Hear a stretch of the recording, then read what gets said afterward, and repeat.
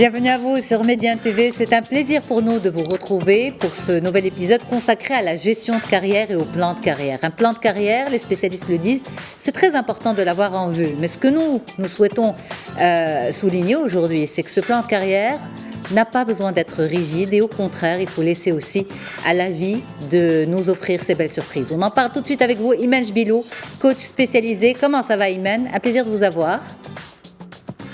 Le plaisir est partagé, ça va très très bien, alhamdoulilah. Alors, pour commencer, un plan de carrière, vous le définissez comment, déjà? Alors, un plan de carrière, selon moi, c'est déjà avoir un objectif vers lequel on a inscrit nos efforts, on a inscrit toutes les actions qu'on a entreprises dans la vue d'améliorer ou d'évoluer dans le volet professionnel. Donc, il y a un objectif ou une destination vers laquelle nous nous dirigeons. Maintenant, un plan de carrière, comme son nom l'indique, c'est quelque chose qui est planifié, donc qui est inscrit dans le temps. Donc, il y a bien sûr un balisage à faire, donc différentes stations qu'il va aussi falloir préciser à l'avance, sans pour autant, comme vous l'avez si bien dit au départ, sans pour autant que ce soit rigide et que on se dise si on n'atteint pas telle station à tel moment, c'est la fin du monde, ou si on change de cap sur une étape donnée ou sur l'autre, c'est la fin du monde. Voilà. Ok. Alors, vous savez, les résultats du bac ont été donnés il y a quelques jours. Est-ce qu'un plan de carrière commence dès le bac? Ou bien ce n'est qu'une fois qu'on met le pied dans le monde professionnel, c'est-à-dire après les études supérieures, que l'on peut envisager un plan de carrière?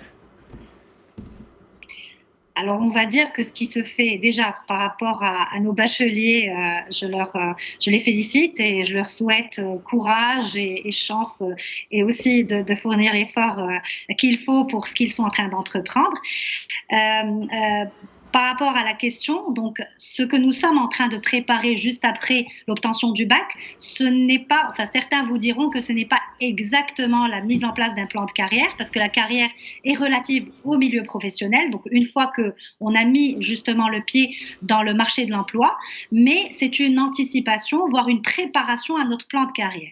Il faut dire qu'un plan de carrière qui s'envisage dès le recrutement, si on n'a pas du tout réfléchi à la chose en amont, il a toutes ses chances de ne pas aboutir parce qu'on ne s'est pas armé, on ne s'est pas outillé pour pouvoir justement tenir ce plan de carrière, le mener à bien et le réussir in fine. Alors justement, on vient de parler des bacheliers qui viennent de décrocher leur bac, mais c'est aussi la saison des diplômes, des études supérieures, donc université, école, etc.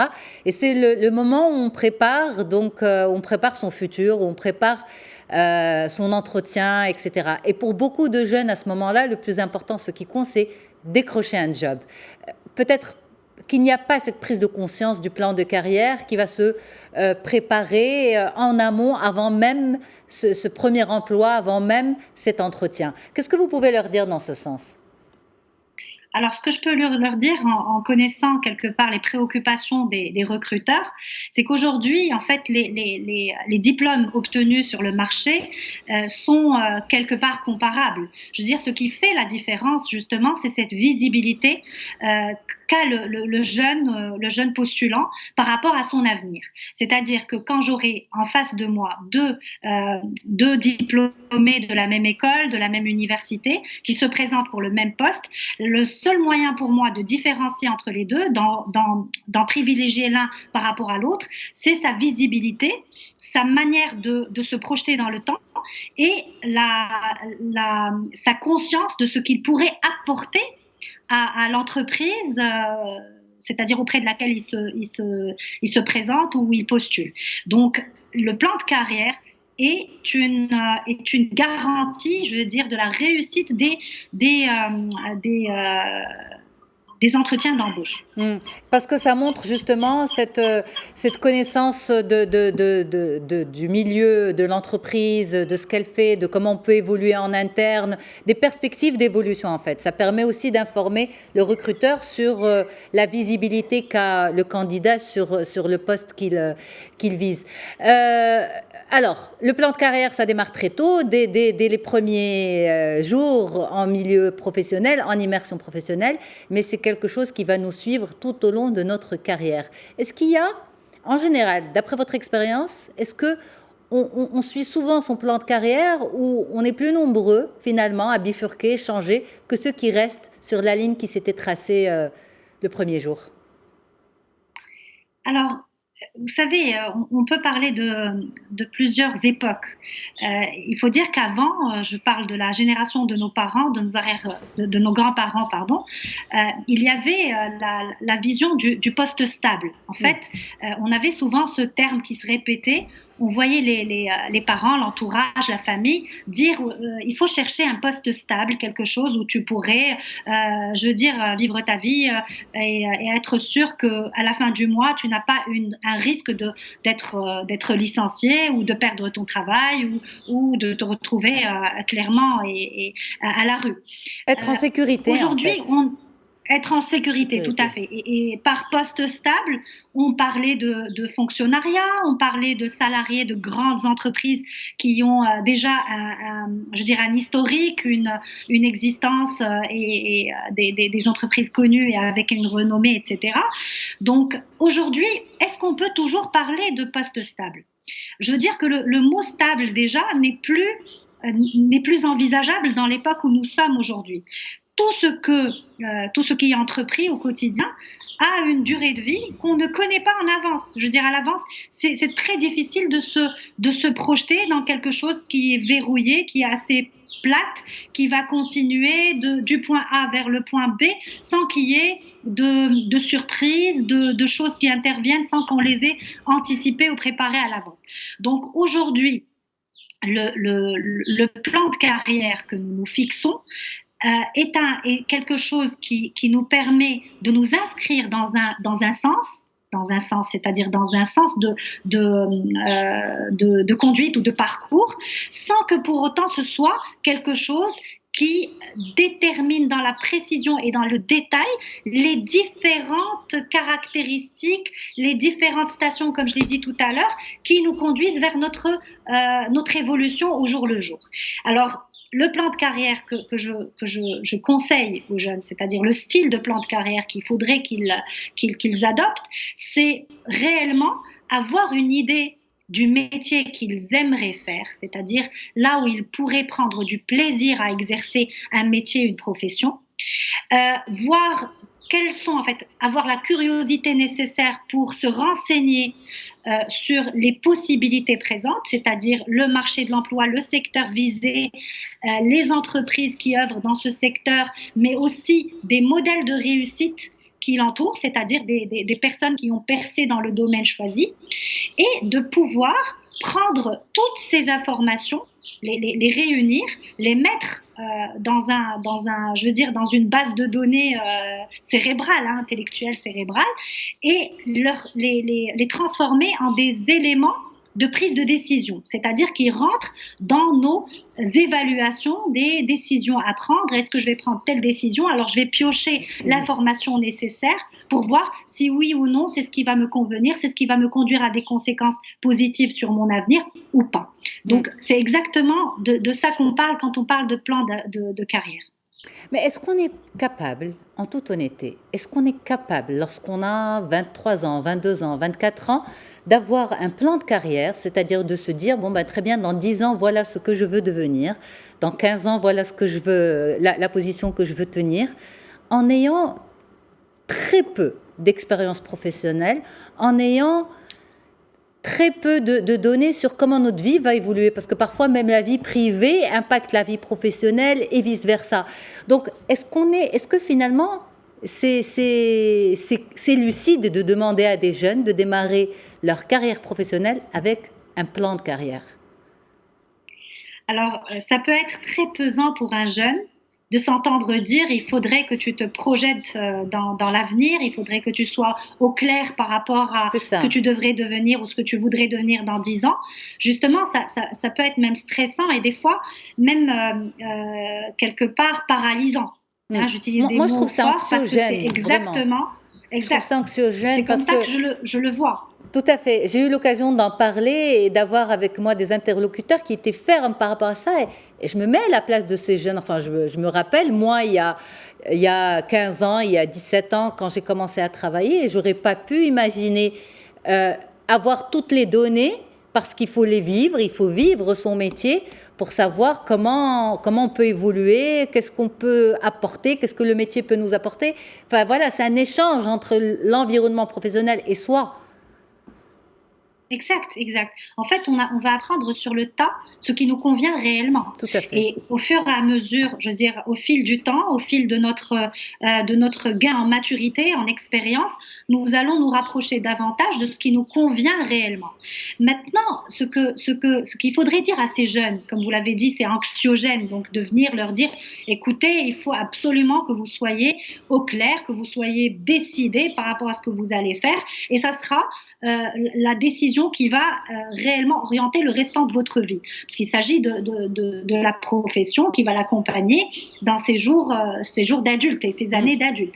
Alors, ce qu'il faudrait peut-être rajouter en lui disant il faudrait peut-être que tu aies une visibilité, que tu te projettes, etc., c'est de lui dire, écoute, ce qui est important aujourd'hui pour toi, c'est que dans ta projection, tu te dises, voilà, j'ai une destination à atteindre. Et cette destination que je me suis fixée, que je vise, va me permettre de me former en tant que personne qui veille à atteindre un objectif. Donc, je m'explique davantage. Quand je dis à un jeune, il faut avoir un objectif, ce n'est pas forcément pour que dans 10 ans ou dans 5 ans, il soit réellement là où on l'a imaginé ou il l'a imaginé lui-même. C'est juste pour qu'il puisse imaginer une stratégie qui lui convienne, c'est-à-dire qu'il est capable de tenir, qu'il soit capable de tenir une stratégie et qu'il mette tout ce qui lui est possible, tous les outils, les techniques qu'il a à disposition pour pouvoir atteindre cet objectif. Et les tester au fur et à mesure, les tester en continu pour pouvoir se débarrasser de quelques-unes qui ne conviennent pas et garder celles qui portent leurs fruits. Donc voilà la première, ou on va dire le premier intérêt de fixer un objectif et d'avoir une idée de ce qu'on voudrait devenir.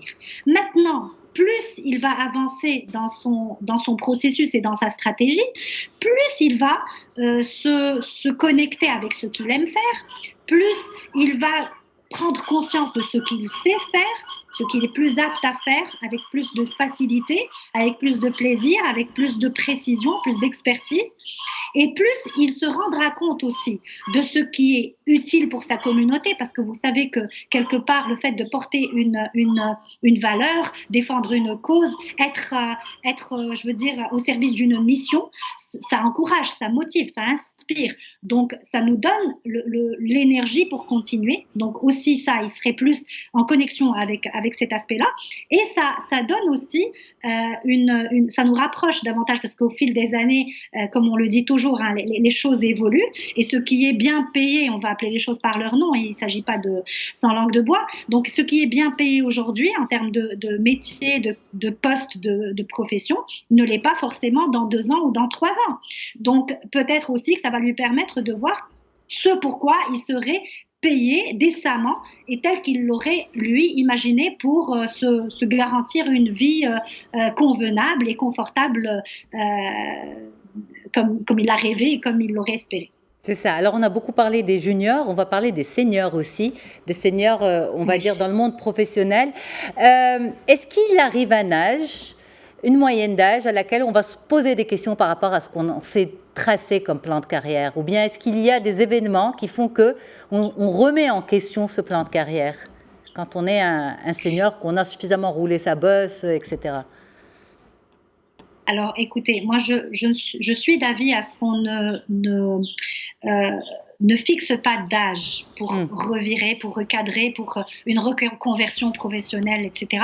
Parce que quand on s'avance avec des conditions pareilles, on peut freiner certains élans et on peut être perçu ou être interprété, enfin nos propos pourraient être interprétés et traduits comme quelque part une dissuasion pour certaines personnes qui vont se dire « Ah non, moi j'ai maintenant aujourd'hui 50 ans, je suis plus en âge de recadrer, de reconsidérer ma carrière, etc. Ça y est, maintenant ce qui est fait, on continuera. » Moi, je pense que c'est la vie de chacun, les expériences de chacun, l'environnement de chacun Mais votre expérience à vous, qui est à l'origine. Mais Oui. Votre expérience, est-ce que vous avez pu observer peut-être un pattern, un schéma répétitif, quelque chose de récurrent par rapport à ça, par rapport à l'âge, par rapport aux expériences de la vie, pas forcément l'âge en disant très bien quand on souffle tant de bougies, il faut se remettre en question, mais ce qui vient, on va dire, presque spontanément, à notre insu. Alors, d'après mon expérience, et ça n'engage que moi, j'ai vu énormément de personnes après 15 ans d'expérience, et là je parle en termes d'années d'expérience et pas en termes d'âge. Okay. Après une quinzaine d'années d'expérience, il y a souvent des questions, de grandes questions qui se posent. C'est soit parce qu'on est resté trop longtemps dans la même structure et on a l'impression que la vitesse de croisière n'est pas celle qu'on avait espérée au départ et qu'on s'est oublié à rentrer dans les détails, dans le volet opérationnel et du coup, on a oublié les rêves qu'on avait au démarrage de notre carrière, etc. Donc, au bout de 15 ans, il y a forcément des questions qui se posent et on va peut-être se dire, alors maintenant, il faut poser les éléments et se dire, est-ce que j'ai atteint mes objectifs? Est-ce que je les ai atteints à 50%, à 60%, à 10%? Et est-ce que ce n'est pas le moment aujourd'hui d'ouvrir le champ des possibles, d'ouvrir d'autres portes, peut-être changer de structure, peut-être aller oser demander, parce qu'il y a ça aussi, oser demander, négocier des conditions plus adéquates ou carrément changer juste de poste, peut-être aller explorer un autre aspect du métier dans lequel nous sommes inscrits au départ. Donc là, il y a vraiment... Moi, je pense que ça, pour l'avoir observé auprès des personnes qui s'adressent à moi, assez souvent, autour de 15 ans d'expérience, il y a toujours une remise en question. Maintenant, moi, ce que je voudrais rattraper par rapport à votre question, et j'estime que c'est très important pour notre audience, notre public, c'est que ce que je voudrais dire aux personnes qui se posent cette question, qui se disent, est-ce que franchement c'est ce que j'ai rêvé pour moi? Est-ce que c'est comme ça que je m'étais vue moi à la sortie des bancs de l'école, à ma diplomation? Est-ce que c'est comme ça que je me projetais dans 10 ans, dans 5 ans, dans 20 ans, je sais pas? Je leur dis, écoutez, il y a un seul, plutôt quelque chose, un mythe qu'il faudrait absolument éviter, qui est le mythe de la persévérance. Alors, je vais peut-être être mal perçue par certains qui estiment que la persévérance est une très grande qualité, et je ne dis pas le contraire, mais le mythe de la persévérance peut être un piège pour un plan de carrière. Ça veut dire quoi le mythe de la... Qu'est-ce que vous voulez dire par là? Je vais l'expliquer tout de suite. Parce qu'il nous reste 2 minutes, comme ça on finit sur ça. On finit sur ça, il n'y a pas de problème. Alors, le mythe de la persévérance, c'est que quand j'ai réessayé de faire mes preuves dans un domaine donné, dans un poste déterminé, et que je n'arrive pas réellement à avoir satisfaction, à être reconnue par autrui et à être satisfait de moi-même, il ne faut pas qu'on s'enferme tant qu'on n'a pas réussi ou on n'a pas atteint cet objectif qu'on n'a pas réussi à avoir, de continuer à s'enfermer dans ce mythe de persévérance, de continuer à fournir des efforts vains qui ne vont pas nous conduire forcément à l'objectif escompté. Là, et j'ouvre une parenthèse en disant, attention, je ne suis pas en train de dire papillonner, abandonner à la première occasion. Non, il faut tenter, retenter. Mais quand on a passé 10 ans à tenter, il faut se faire une raison et il faut se dire, c'est le moment ou jamais de reconsidérer ma carrière, de faire un plan de carrière, de poser des jalons, de baliser ce qui reste en fait de ma carrière, de mon parcours professionnel, pour que j'atteigne réellement l'objectif escompté au départ et que je me vois tel que j'aurais espéré me voir peut-être au démarrage et être heureux finalement. Image Bilou, vous avez sincèrement piqué ma curiosité avec ce sujet. On reviendra en détail sur le mythe de la persévérance. C'est comme ça que vous l'appelez? Oui. C'est ça. Eh ben, c'est noté. Merci infiniment, Image Bilou. Vous êtes consultante coach spécialisée. Au plaisir de vous retrouver prochainement. Quant à moi, je remercie toute l'équipe en régie. À très vite sur Média TV. Et n'oubliez pas de retrouver cet épisode dans son intégralité sur mediantv.com. Très bonne suite des programmes à toutes et à tous. À très bientôt.